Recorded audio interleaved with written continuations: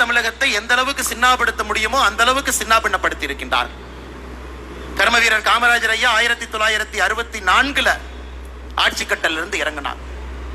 அவர் செஞ்ச நல்ல காரியம் ஒரு 20 வருட காலம் தமிழகத்தை காத்து கொண்டிருந்தது. அவர் ஆரம்பித்த பள்ளிகளாக இருக்கட்டும், அவர் கட்டிய அணைகளாக இருக்கட்டும், 20-25 ஆண்டுகள் காமராஜர் ஐயாவுடைய பெயரை சொல்லி எல்லாம் ஓட்டிட்டோம். அதன் பிறகு புரட்சி தலைவர் டாக்டர் எம்ஜிஆர் அவர்களுடைய ஆட்சி, மக்கள் மனதில் இருக்கக்கூடிய ஆட்சி, அதையும் மக்கள் பார்த்திருக்கிறார். நேர்மையான, நீதி தவறான ஒரு ஆட்சி. இருவரும் இலக்கணமாக ஒரு முதலமைச்சராக இருந்தாலும் கூட மக்கள் சேவர்களாக பணியாற்றி இருக்கின்றார். இன்னைக்கு 2024 திருப்பி நம்முடைய தலையை பார்க்கின்றோம்.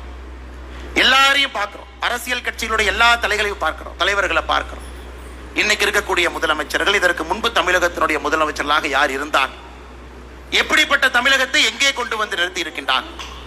கொஞ்சம் கொஞ்சமாக நம்முடைய பெருமை எல்லாம் இழந்து கொண்டிருக்கின்றோம். ஒரு மாநிலமாக